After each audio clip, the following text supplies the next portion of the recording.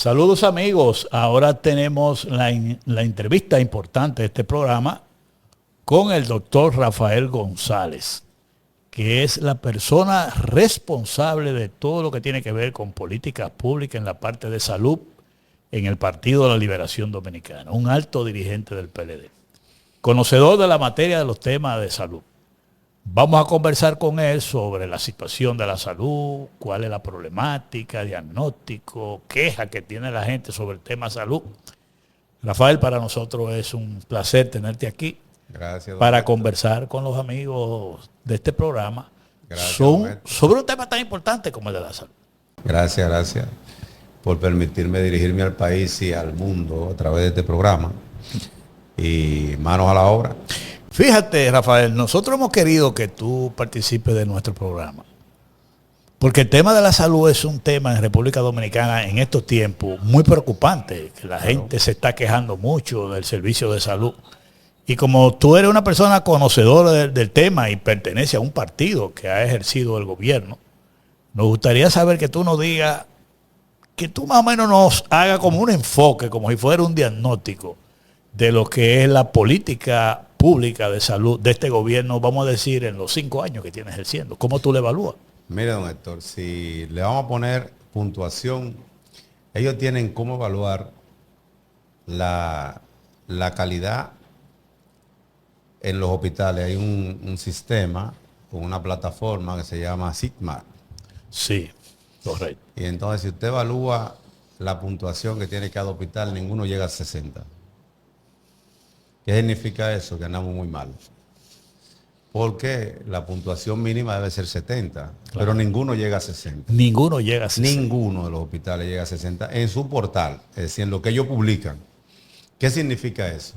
Que debe ser preocupante el que tu propio instrumento de evaluación te condene a quemarte en la acción. Entonces, cuando yo vi que nombraron al compañero y amigo Mario Lama, me creó la expectativa de que pudiesen seguir el camino el que se había iniciado a transitar en dirección de crear hospitales, comunidades funcionales y con independencia. Claro. La primera acción del compañero Mario Lama fue desconocer eso y anularlo. Centralizó todo en la acción del SNS. ¿Qué significa eso? Que tal vez estaba buscando lo que han demostrado la gente de Panorama, acumular el poder y manejar los negocios. Una centralización del poder. Sí, se centralizó. Ok.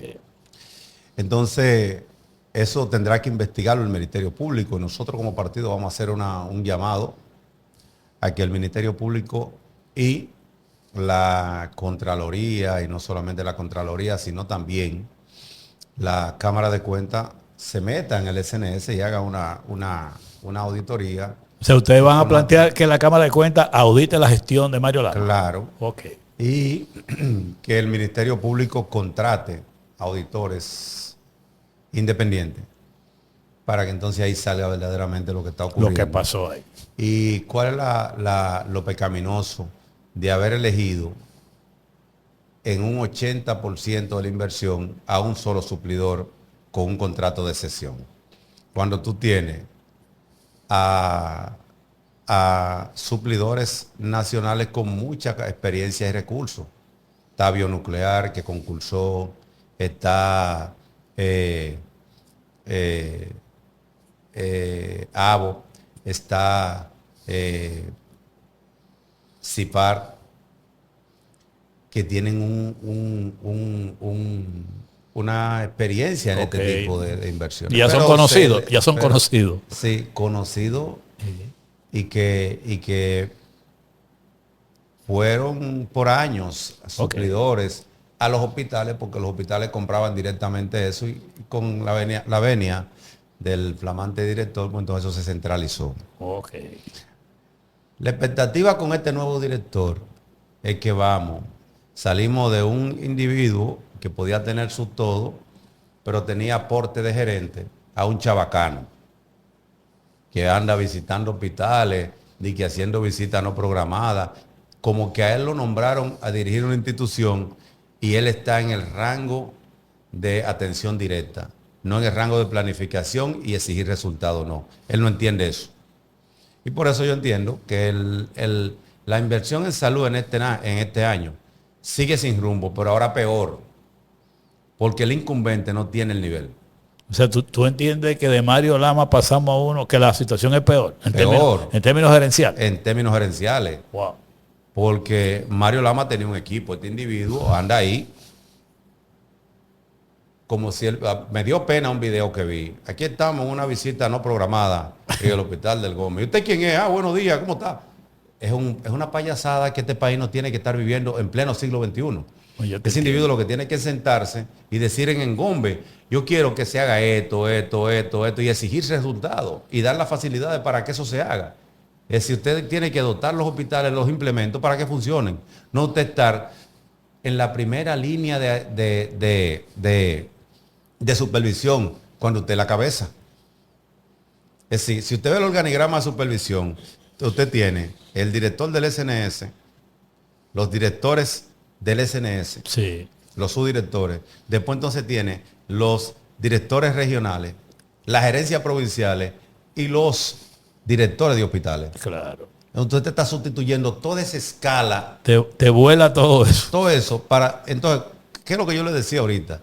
Cuando usted tiene al médico canalizando un paciente, hay un problema serio porque eso le toca a la enfermera. Exactamente, sí. O la condición del paciente es tan deteriorada que en lo que la enfermera busca el medicamento, el médico está canalizando.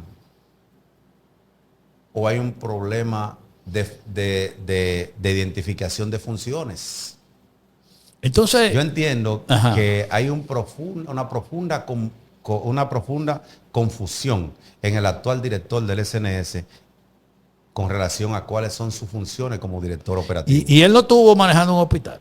¿O será que todavía está actuando como un director de hospitales? Okay. No como todavía él está allá. Mentalmente está allá. Él no ha hecho el cambio. Eso es delicado. Y yo entiendo que es peligroso que ya tiene un mes y todavía no marcamos un camino hacia organizar la inversión pública en salud. Si tú fueras a señalar en estos 5 años las debilidades de la gestión de gobierno en cuanto a materia de salud pública, ¿cómo tú lo harías? ¿Qué tú dirías? Yo digo que el principal problema de la inversión pública en salud es que no tiene rumbo. Que no tiene rumbo. No tiene rumbo. Es decir, tú me dices, ¿hacia dónde vamos en los hospitales de tercer nivel? ¿Qué tú quieres? No se sabe. ¿Hacia dónde vamos en los hospitales de segundo nivel? No se sabe. ¿Cuál es el nivel? ¿Cómo vamos a hacer que los hospitales de segundo nivel decongestionen los hospitales del tercer nivel para yo dar un servicio adecuado? Y yo le pongo un ejemplo. Este individuo manejó el hospital Ney Arias Lora. Ney Arias Lora, sí. El hospital Ney Arias Lora es un hospital de trauma y hacía vesícula programada, hacía hernia programada, hacía tiroides programado, cuando tú tienes un hospital general al lado.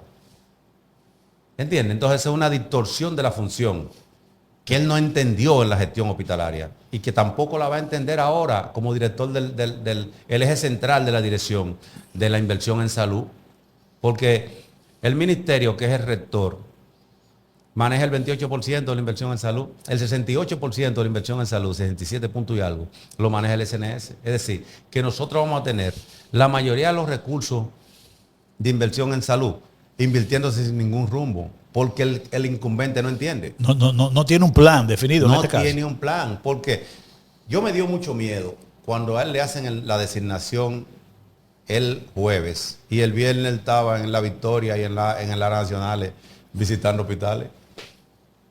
Y cuando creó el plan. Exactamente. Porque yo puedo hacer un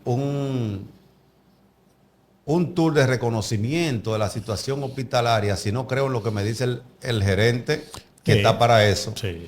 Porque tú tienes una escala. El director, el gerente de área, el director regional. Todas esas son escalas. Sí, tú vas a una jerarquía. A una jerarquía. Entonces, cuando tú sales a reemplazar los niveles de supervisión, yo entiendo que tú no tienes ningún plan. Porque ¿qué debemos hacer? déjame llamar los directores regionales a ver cuál es el plan que han dejado aquí y a dónde estamos con ese plan. Bien, ¿cuál es el plan para este año que yo lo tomé iniciando el presupuesto? Déjame llamar a los directores de la gerencia a ver qué tanto se ha apoyado el plan que sometió la dirección nacional, la dirección operativa del SNS a las direcciones regionales, y entonces déjame hacer una reunión con los directores a ver qué tal el apoyo. Sí, pues, evaluar el nivel de ejecución, y ¿verdad? Entonces eso te da un panorama, tú haces un diagnóstico situacional de lo que está ocurriendo en el nivel, por niveles, y entonces eso te da el pie para tú hacer un plan de corrección, de fortalecimiento y de inclusión, porque tiene que trabajar las tres direcciones. Sí. Es decir, corregir cosas, fortalecer cosas y de incluir cosas. Sí, nuevas. Para que entonces la gerencia tenga un rumbo. Pero si tú tienes el individuo como director en todos los días en 3 o 4 o 5 hospitales nuevos, ¿cuándo planifican? No, en eso tiene razón. ¿Entiendes? Entonces, Sí. es que yo llamo la atención del señor presidente y le quiero preguntar, ¿quién le recomendó al susodicho y que a el individuo que le recomendó a este otro no le haga caso nunca? Pero también que se siente a ver las ejecuciones. ¿Por qué que nosotros no necesitamos un director del SNS llegando a las 10 de la noche a un hospital? ¿A qué? ¿A qué, señor? ¿Qué resuelve con eso? ¿Pelear con gente? ¿Exponerse? No. Entonces, el individuo, a mi entender, está equivocado en sus roles y está equivocado en su ejecución. Mira, Rafael, ustedes como partido, sobre todo en el área de salud, reciben informaciones. ¿Cómo tú podrías describir en las informaciones que ustedes tienen sobre la situación de los hospitales? Vamos a hablar en términos de condiciones, de cama, de médicos, porque la gente se queja mucho de cuando va a un hospital, que prácticamente el deterioro que hay, muchos hospitales en reparación, otros que no terminan. ¿Cuál es la evaluación que ustedes tienen de los El diagnóstico situacional que nosotros tenemos es que la salud pública va muy mal. Primero, tú tienes hospitales que se han remozado y que ya el nivel de deterioro con 1 mes, 2 meses, 3 meses de inaugurado está como si hubiese tenido 5 o 6 años, porque el nivel de inversión no se compadece con el gasto. Es decir, lo que tú ves físicamente que se invirtió no se compadece con lo que se publica que se gastó. O sea, estamos hablando que cuando tú ves la obra, por el monto que te dice que salió, no hay relación. No hay relación. Es decir, tú tienes el Hospital de San Francisco, por ejemplo. Sí. El Hospital de San Francisco de Macorís, todo lo que llega a quirúrgico tiene que referirlo al San Vicente de Paúl. Pero peor, lo que llega a quirúrgico al Hospital Provincial de Nagua, hay que referirlo al San Vicente de Paúl, porque no hay especialistas para operarlo. Entonces, hay un vacío gerencial operativo en la ejecución del presupuesto que repercute en la calidad de la atención. Te puedo citar otra cosa. El nivel hospitalario de autogestión que fue eliminado, Sí. te permitía tú evaluar los especialistas, hacerle una inducción de lo que tú querías como institución, y eso te permitía monitorizar lo que estaba pasando, pero usualmente tú monitorizabas que se cumpliese con los protocolos que la institución dictaba. Entonces, nos reuníamos cada año, a final de año, para ver lo que ejecutamos de la programación de este año. Ajá. Y programar el año siguiente. Año siguiente. En base a eso, nosotros ¿qué hacíamos? Le presentábamos un presupuesto al ministerio o al SNS. Eso dejó de hacerse en el 20. Es decir, perdimos el nivel de planificación en los hospitales. Eso es retroceso. Claro. Pues cada hospital presentaba su plan. Su plan. Claro. Y sobre ese plan presentaba ¿qué? Un presupuesto de Totalmente. ejecución. Pero también, cuando el hospital presentaba ese presupuesto, tenía que presentar los resultados de la ejecución del presupuesto pasado. Exactamente. Una En comparación. base al plan estratégico, donde tú veías, por ejemplo, yo tenía, de acuerdo a la programación que hacer 580 cirugías. Sí. Hice 400. ¿Qué pasó? ¿Qué pasó con las otras? ¿Qué veíamos nosotros en el Marcelino, en la gerencia? Que la mayoría de las cirugías que se suspendían por falta de cama. Entonces era un problema a resolver. Ese era un problema. Y entonces, en todos esos planes estratégicos, en los próximos 9 años, no podíamos volar eso porque el hospital tenía 112 camas. En el 2013, convencimos al ministro de una reunión con el presidente. El presidente se le presentó el plan estratégico, lo convencimos a hacer un hospital y entre el 15 y el 17 se inauguró un hospital con 184 camas. Ahí Teníamos 5 camas de intensivo, nos entregaron 11 camas de intensivo y 2 camas de intensivo en aislamiento. 13 camas en total. Teníamos 5 quirófanos, nos entregaron 13 quirófanos. ¿Por qué? Porque el plan estratégico decía que la demanda no nos permitía crecer. La oferta no nos permitía corregir el problema de demanda. Claro. Porque teníamos una limitación, que era cama. Cuando nos entregaron ese hospital, más nunca se ha suspendido un paciente por falta de cama. ¿Por qué? Porque lo primero que hicimos, nosotros teníamos una programación que era, si nosotros tenemos programada para mañana 20 cirugías, hay que haber bloqueado 20 camas. Para que usted que esperó 5, 6, 4, 8 semanas por una cirugía, cuando viniera a admisión no le dijeran, no podemos admitirlo porque no hay cama. Eso es inhumano y deja mucho que decir de la planificación. No, porque todo es una programación. Es una programación. Sí. Más nunca después nos entregaron eso. Y entonces, el problema cama... Entonces tú dices que eso se dejó de hacer. Eso se dejó de hacer porque no hay rumbo.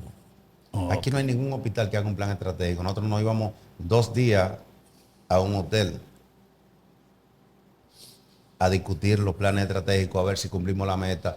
Todo el mundo tenía que presentar su FODA. Cada departamento tenía que presentar su FODA. No, y como tú dices... Y un presupuesto. Y presentar sus necesidades. Que es fundamental. ¿Entiendes? ¿Basada en qué? En ese FODA. Entonces, al final, tú tenías instituciones que trabajaban con un norte. ¿Hacia dónde vamos? Entonces, Entonces, mi pronóstico con relación a la inversión en salud es que la principal falencia, y eso repercute en el nivel de la calidad del servicio. Del servicio, sí. Es la planificación. No hay ninguna planificación. Es decir, nosotros no sabemos cuántas camas de intensivo nos faltan porque no nos hemos sentado. Pero es una barbaridad. ¿Entiendes? Nosotros no sabemos cuántas camas de medicina interna necesitamos y todo eso está descrito en regla que te dicen por densidad poblacional tú necesitas. Entonces lo que tenemos es, yo al director, nosotros vamos a remozar tal hospital. ¿Necesita remozamiento o necesita ampliación? Son 2 criterios diferentes. Diferentes, ¿entiendes? Porque una cosa es ponerlo bonito y otra cosa es que tú inviertes ese dinero en darle condiciones de acuerdo a la necesidad. No de acuerdo a que yo me pare al frente y lo vea bien pintado, pero cuando el paciente va, el laboratorio no sirve porque se está 3, 4, 5, 6, 24 horas porque no tiene respuesta. Pero cuando la emergencia da respuesta, entonces no tiene cama en hospitalización. Entonces, cuando nosotros nos sentamos a hacer una planificación, entendemos todo esto, pero no hay planificación. Lo que se busca es cámara. Y tú ves que el director del SNS actual llega con una parafernaria de grabadores para de una vez meter eso en las redes y transmitiendo en vivo. Mediático todo. Inmediato. Yo entiendo que eso es una payasada que este país no se merece. Bueno, mira, Rafael, otro tema que de los hospitales, la gente se queja mucho también, es sobre lo que tú describes ahora, lo de los remozamientos y ampliaciones, que la inversión no se corresponde con lo que anuncian, ¿verdad? En este caso. Pero también la gente se queja mucho del tema de los servicios, sobre todo en hospitales muy retirados, que habla sobre el tema de los médicos.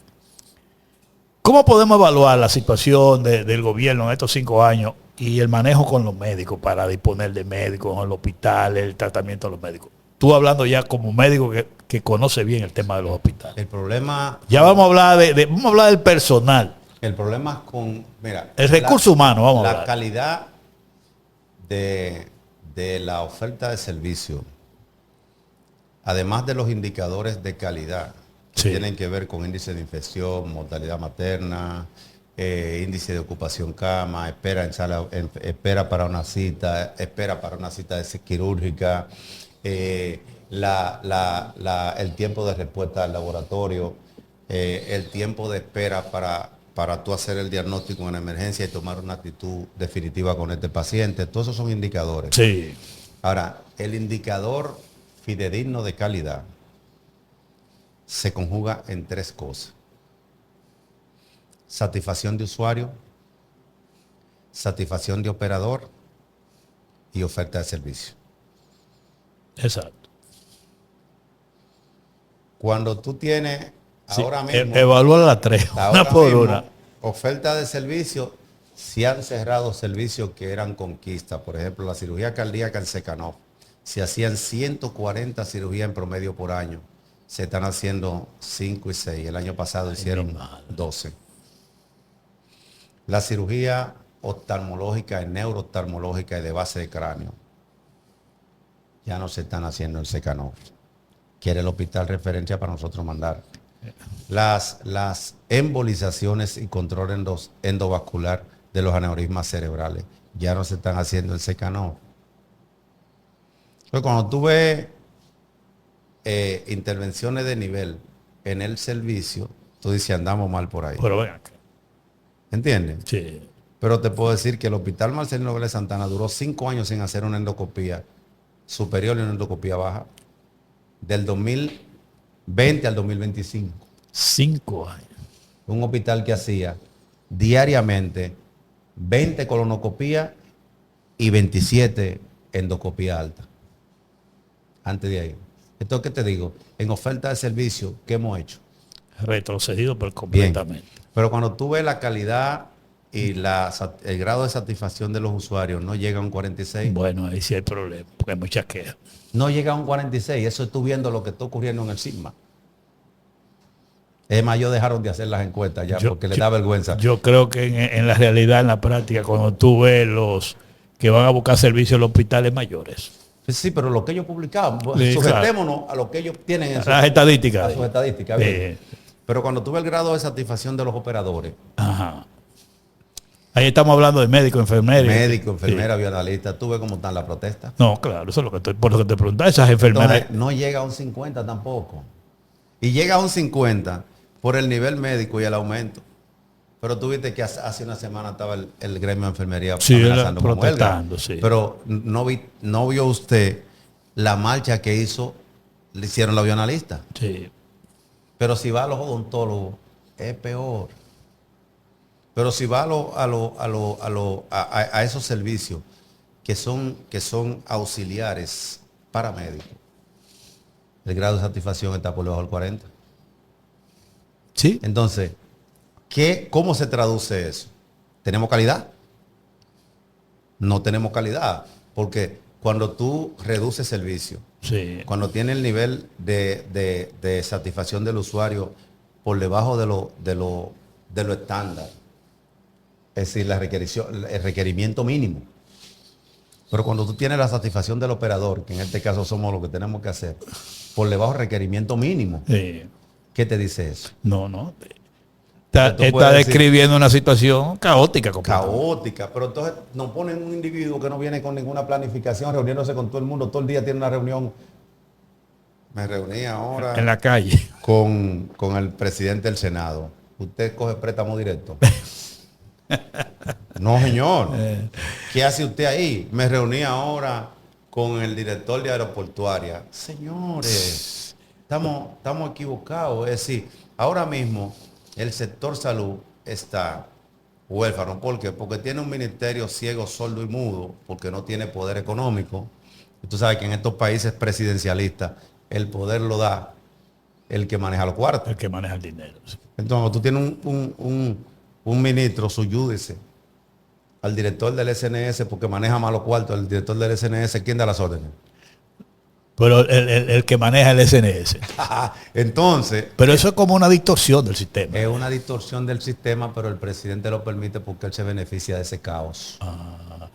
Doctor, vamos a hacer una pausa para seguir con este tema y con el permiso tuyo, porque vamos a hablar de ese tema y también del tema de los planes de salud mental y otros temas más de la salud. Pausamos.